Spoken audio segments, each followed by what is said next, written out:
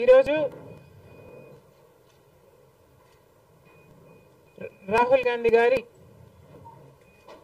పుట్టినరోజు. ఈ సందర్భంగా మేమే కాదు, రాష్ట్ర వ్యాప్తంగా దేశవ్యాప్తంగా కూడా రాహుల్ గాంధీ గారి పుట్టినరోజు చాలా సంతోషంగా జరుపుకోవడం జరుగుతుంది.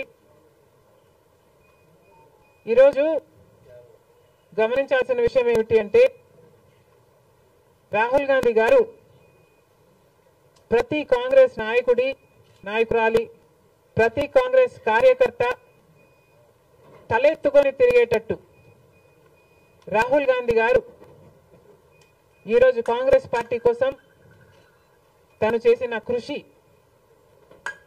వల్ల ఇది సాధ్యం చేశారు. రాహుల్ గాంధీ గారు తన ఫైటింగ్ స్పిరిట్ తో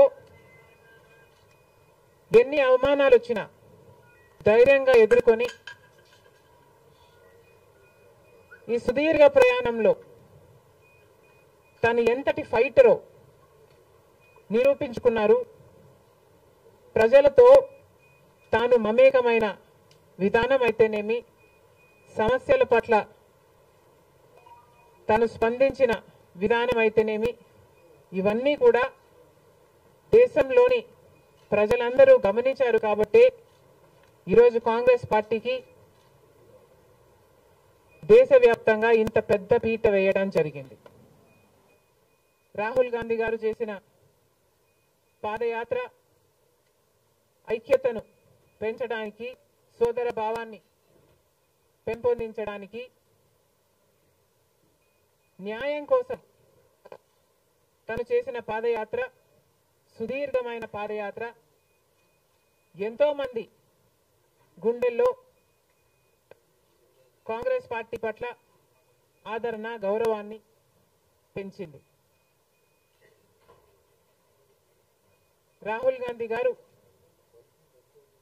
తాను చేసిన కష్టం వల్ల ఈరోజు కాంగ్రెస్ పార్టీకి ఇంత లాభం చేకూర్చారు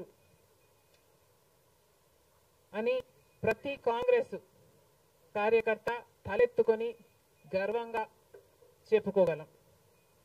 అందుకని మనస్ఫూర్తిగా ఈరోజు మరొకసారి రాహుల్ గాంధీ గారికి we are all wishing him the very best in his future, along with wishing him a very happy birthday.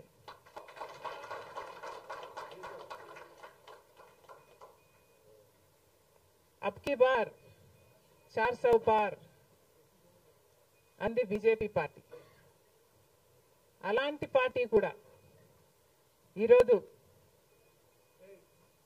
చిటికలు పడేటట్టు చేయగలిగింది రాహుల్ గాంధీ గారు, ఇండియా బ్లాక్. అందుకు గాను దేశ ప్రజలందరూ కూడా రాహుల్ గాంధీ గారిని అభినందించక తప్పదు. బీజేపీ పార్టీ ఒక మతతత్వ పార్టీ అని మతం పేరుతో చిచ్చు పెట్టడం, ఆ మంటలో చలి కాచుకోవడం బీజేపీ చేస్తున్న రాజకీయాలని మణిపూర్ ఘటన ద్వారా రుజువు అయింది. కాబట్టి బీజేపీ చేస్తున్న పొరపాట్లన్నీ ప్రజలు గమనించారు. కాబట్టి ప్రభుత్వానికి చెందిన ఆస్తులైతేనేమి వాళ్ళ బినామీలకు కట్టే ప్రయత్నం చేస్తున్నారు. కాబట్టి ఈరోజు బీజేపీ చేస్తున్న అరాచక పాలన వల్లనే ఈరోజు బీజేపీ పార్టీకి మెజారిటీ తగ్గడానికి కారణం. ఇంకొంచెం ఉంటే ఆల్మోస్ట్ బీజేపీ పార్టీ అసలు ప్రభుత్వమే ఏర్పాటు చేయలేని స్థితికి ఈరోజు బీజేపీ పార్టీ దిగజారిపోయింది. ఇలాంటి ప్రభుత్వం ఎన్ని రోజులు ఉంటుందో చెప్పలేని పరిస్థితి ఈరోజు ఉంది. కేంద్రంలో బీజేపీ పార్టీ అధికారంలో ఉంది అన్న మాటే తప్ప పవర్ మాత్రం ఈరోజు బీజేపీ చేతిలో లేకుండా పోయింది. ఎందుకంటే ఈరోజు బీజేపీ పార్టీ వాళ్ళ స్ట్రెంగ్త్ కోసం ఇతరుల మీద డిపెండ్ అయ్యే పరిస్థితి ఈరోజు బీజేపీ పార్టీకి కల్పించడంలో కాంగ్రెస్ పార్టీ, రాహుల్ గాంధీ గారు, ఇండియా బ్లాక్ సక్సెస్ అయ్యారు. దేశవ్యాప్తంగా ఇది పరిస్థితి అయితే ఇక రాష్ట్రంలో చంద్రబాబు గారు కూటమి పవన్ కళ్యాణ్ గారు బీజేపీతో కలిసి ఇక్కడ ప్రభుత్వం ఫామ్ చేయడం జరిగింది. ఈసారి జరిగిన ఎన్నికలు రాష్ట్రంలో చాలా విచిత్రంగా, అన్ప్రిడిక్టబుల్గా, అన్ప్రెసిడెంటెడ్గా ఈ ఎన్నికలు నిలిచాయి. కారణం ఏమిటి అంటే ప్రజలు చాలా డిసిసివ్గా ఒక నిర్ణయం తీసుకున్నారు. మాకు మార్పు కావాలి అన్న నిర్ణయం ప్రజలు తీసుకున్నారు కాబట్టే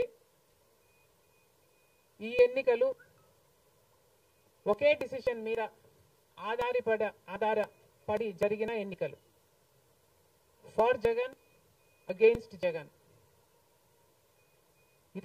ఒకటే డిసిషన్ గా ఈ ఎన్నికలు నిలిచాయి.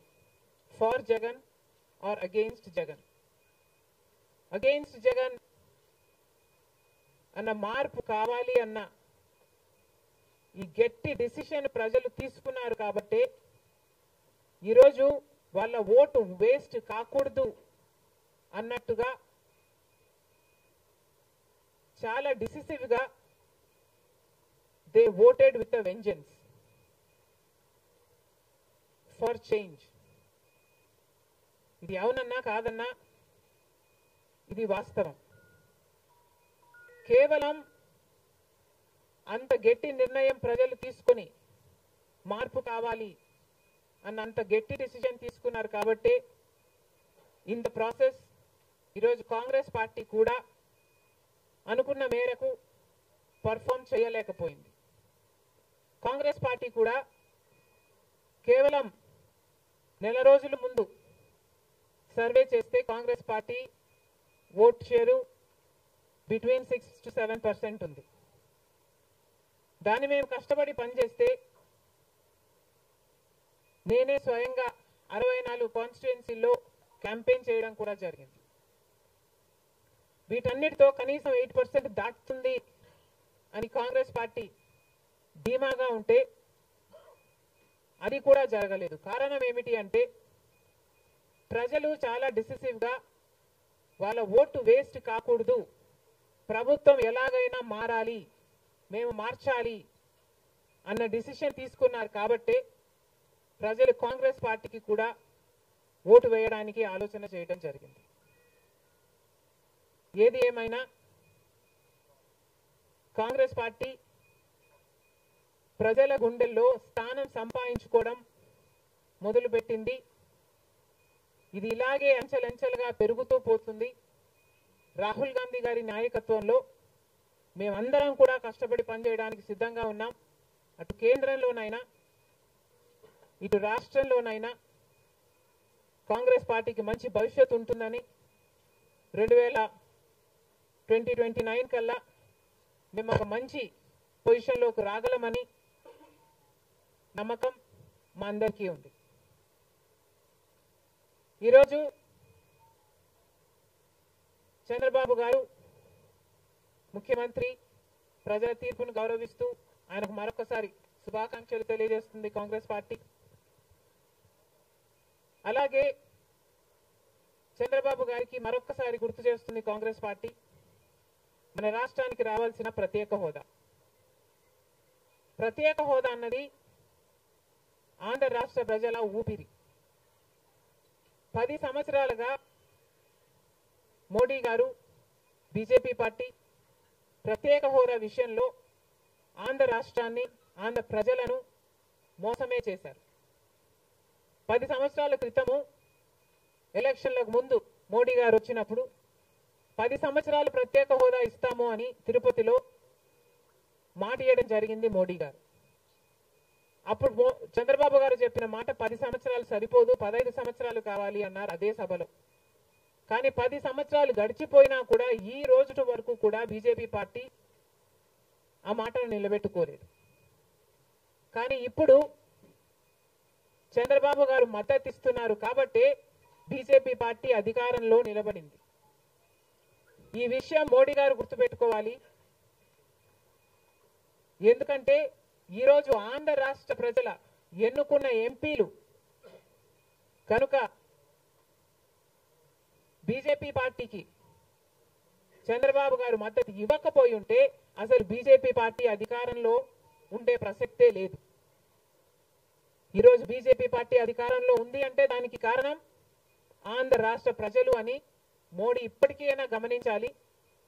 చంద్రబాబు గారికి మరొకసారి గుర్తు చేస్తున్నాం, చంద్రబాబు గారు బీజేపీ పార్టీతో ఎలక్షన్లకు ముందు పొత్తు పెట్టుకుంటున్నప్పుడే కాంగ్రెస్ పార్టీ పదే పదే చెప్పడం జరిగింది, ఒక్క మాట అయినా తీసుకోకుండా, కండిషనల్ సపోర్ట్ అయినా మీరు ఎక్స్టెండ్ చేయకుండా, మీరు బేషరతుగా స్పెషల్ స్టేటస్ అన్న కండిషన్ పెట్టకుండానే మీరు బీజేపీ పార్టీకి ఎందుకు అలయన్స్ పెట్టుకున్నారు చంద్రబాబు గారు అని అప్పుడు ప్రశ్నించడం జరిగింది.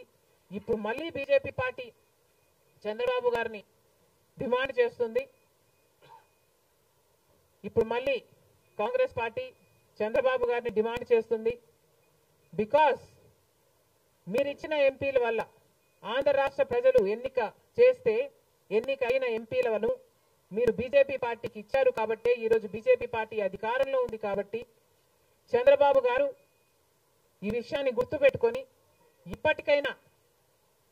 ఇప్పటికైనా మొండి పట్టైనా సరే స్పెషల్ స్టేటస్ అన్నది ఆంధ్ర రాష్ట్రానికి అవసరం కాబట్టి ఇప్పటికైనా స్పెషల్ స్టేటస్ మీద చంద్రబాబు గారు సీరియస్ గా వర్క్ చేసి ఇది సాధించుకు రావాలి అని కాంగ్రెస్ పార్టీ ఆంధ్ర రాష్ట్ర ప్రజల తరఫున డిమాండ్ చేయడం జరుగుతుంది.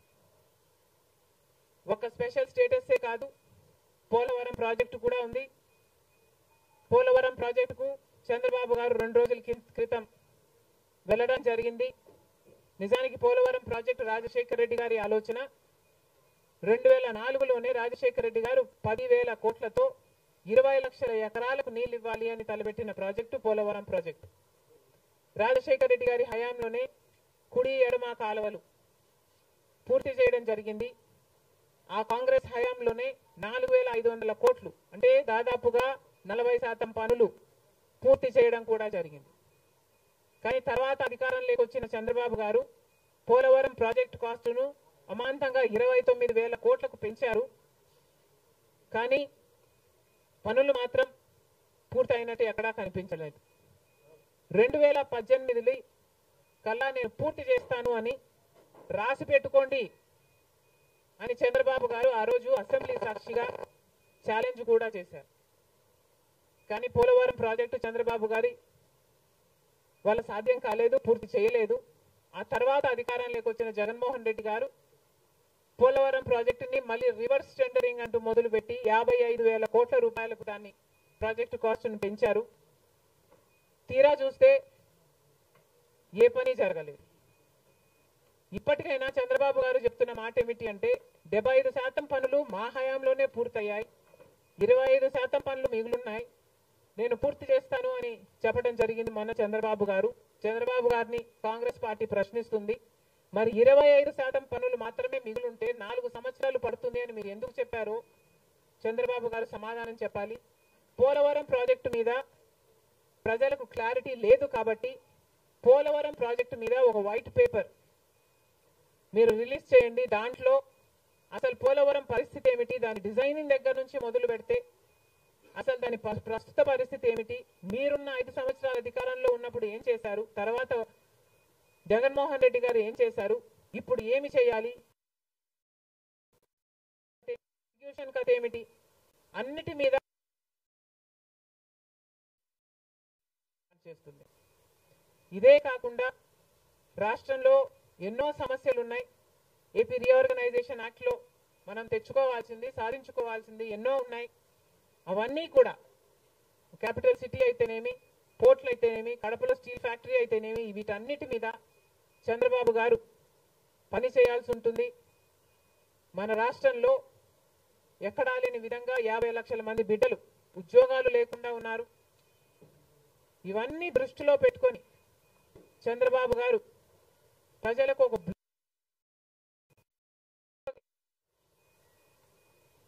బాగుంటుందని కాంగ్రెస్ పార్టీ భావిస్తుంది. ఇదే కాకుండా చంద్రబాబు గారు సూపర్ 6 ఈ గ్యారంటీలతో చంద్రబాబు గారు ఎన్నికలకు వెళ్లారు.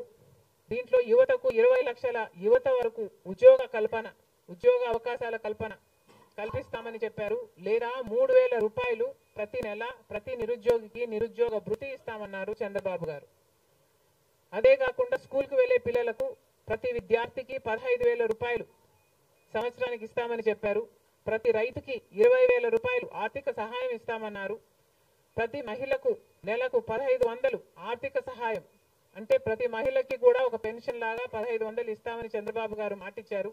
మహిళలకు ఉచిత బస్ ప్రయాణమే కాకుండా ఏడాదికి 3 గ్యాస్ సిలిండర్లు కూడా ఉచితంగా ఇస్తామని చంద్రబాబు గారు సూపర్ 6 లో ఇవ్వడం జరిగింది.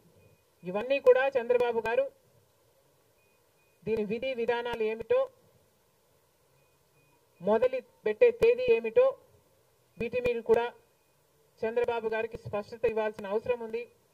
ఇవన్నీ ఎందుకు చెప్తున్నాము అంటే, మన రాష్ట్రము మిగతా రాష్ట్రాల్లాగా కాదు. మన రాష్ట్రము చాలా వెనకబడి ఉన్న రాష్ట్రం. వెంటనే పని చేయాల్సిన అవసరం ఉంది కాబట్టి మేము చంద్రబాబు గారిని, మన రాష్ట్రము ఒక స్పెషల్ చైల్డ్ కి కావాల్సిన నీడ్స్ మన రాష్ట్రానికి ఉన్నాయి కాబట్టి, కనీసం మీరు ఇప్పుడే గెలిచారు, ఆ విషయం మాకు కూడా తెలుసు. కానీ హనీమూన్ పీరియడ్ కూడా మీరు తీసుకునే పరిస్థితి లేదు. వెంటనే పనిలోకి దిగాలి, ఇవన్నీ చెయ్యాలి, మొదలు పెట్టాలి అని కాంగ్రెస్ పార్టీ చంద్రబాబు గారికి సూచిస్తుంది. అంతేకాదు కాంగ్రెస్ పార్టీ తరఫున మేమందరం కూడా ప్రజల పక్షాన నిలబడుతూనే ఉంటాం. ప్రత్యేక హోదా గురించి అయితేనేమి, ఆంధ్ర రాష్ట్ర బిడ్డల భవిష్యత్తు గురించి అయితేనేమి కొట్లాడు వైఫల్యాలను ఎత్తి చూపుతూనే ఉంటాం. ఒక కన్స్ట్రక్టివ్ అపోజిషన్ గా కాంగ్రెస్ పార్టీ నిలుస్తుందని ఆంధ్ర రాష్ట్ర ప్రజలకు మరొకసారి ఏపీపీసీసీ మాటిస్తుంది. Thank you.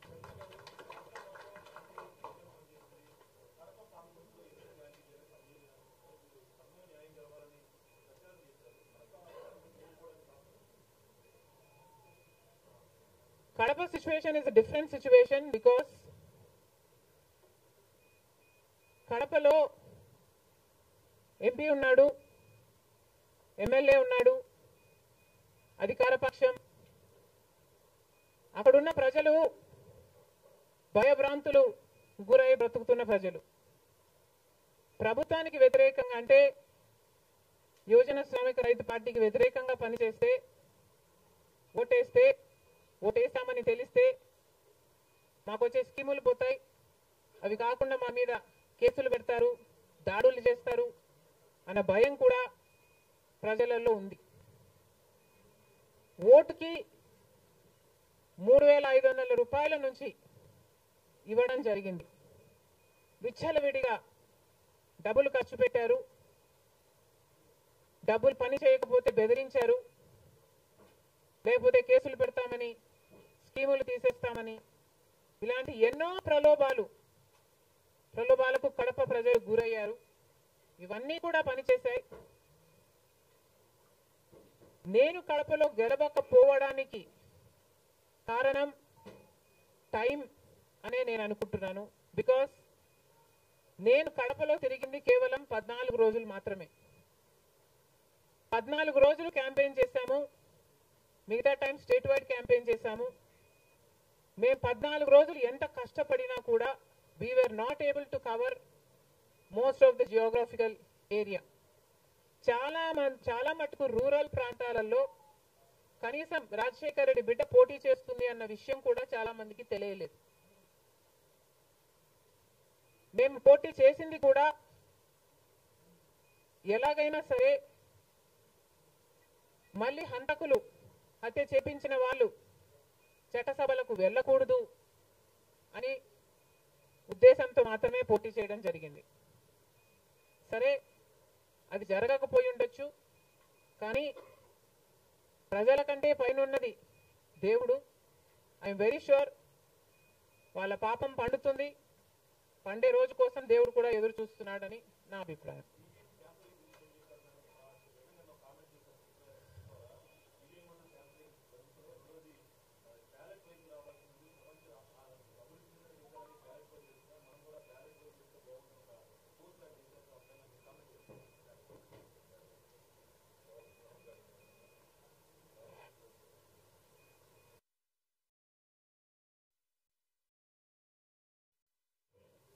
ఐ ఫీల్ మేధావులు కూర్చొని సుప్రీంకోర్టుతో సహా అందరూ కూర్చొని, ఇది అంత దేశానికి సంబంధించిన విషయం కాబట్టి అందరూ కూర్చొని ఓ నిర్ణయానికి వస్తే దేశ ప్రజలు హర్షిస్తారన్నది నా అభిప్రాయం.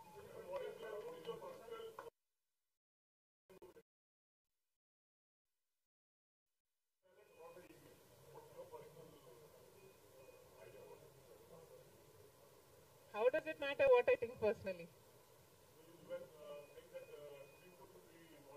Exactly. The reason I want Supreme Court to be involved is because I don't know the entire positives and the negatives of it.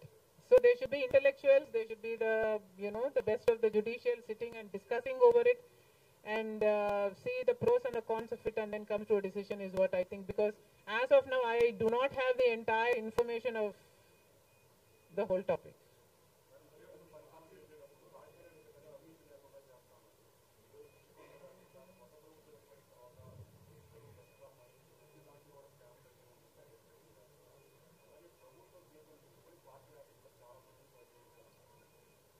ప్రజలు బుద్ధి చెప్పారు కదమ్మా, ఇంకా నేను మాట్లాడటం ఎందుకు.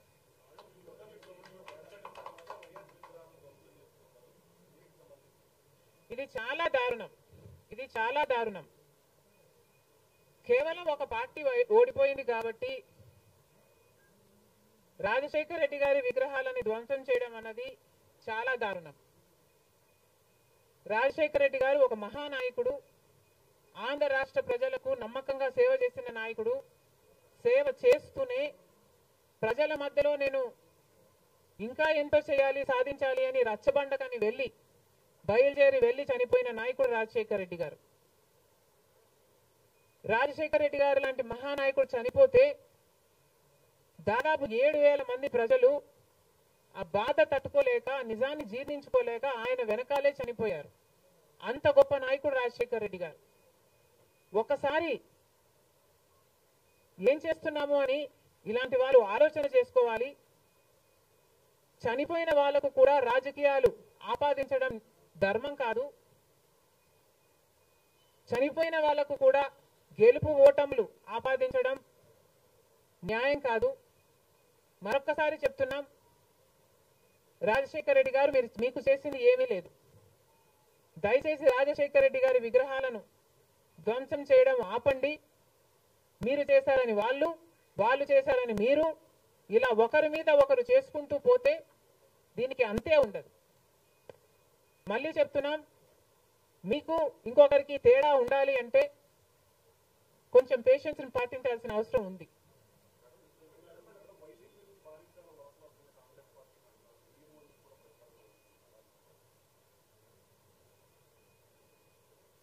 ఈవెన్చువలీ పిల్ల కాలువలన్నీ సముద్రంలో కలవాల్సిందే.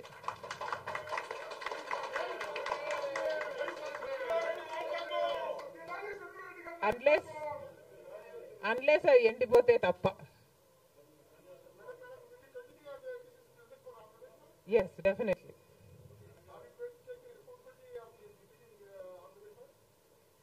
There is no taking the responsibility of anything in Andhra Pradesh, because in Andhra Pradesh, Congress is the only party that has stood by the people and has fought for the special status. On the one hand, Mr. Chandrababu Naidu, who was Chief Minister for 5 years, neglected special status, and then Mr. Jagan Mohan Reddy became the Chief Minister and continued neglecting the special status. Congress party was the only party fighting for special status and for all the rights of the AP Reorganization Act. The people of Andhra know this, but they also know that their vote should not go to waste. And because they were very decisive, that they wanted change, they voted this time with a vengeance for change.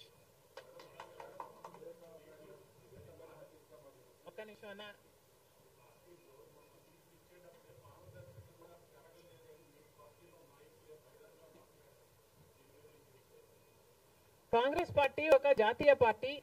Congress పార్టీలో ఏ నిర్ణయం తీసుకున్నా కాంగ్రెస్ పార్టీలో ఒక individual తీసుకునే పరిస్థితి ఉండదు. కాంగ్రెస్ పార్టీలో ఏ నిర్ణయం తీసుకున్నా దానికి ఒక కమిటీ ఉంటుంది, ఒక పద్ధతి ఉంటుంది. ఆ నిర్ణయం ప్రకారమే సీట్లు ఇవ్వడం కూడా జరిగింది. మిగతా వాళ్ళు అంటారా, వాళ్ళు చేసే చిల్లర అలిగేషన్లకు నేను సమాధానం చెప్పాల్సిన అవసరం ఉంది అని, నేను సంజాయిషి ఇవ్వాల్సిన అవసరం ఉంది అని నేను అనుకోవటం లేదు. Indiscipline will not be tolerated by the Congress party, and severe action will also be taken against those who resort to indiscipline.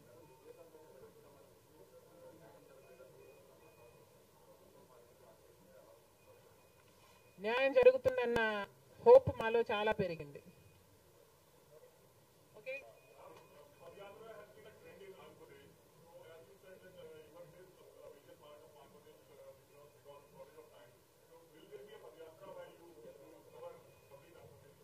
Never say never, nothing is impossible.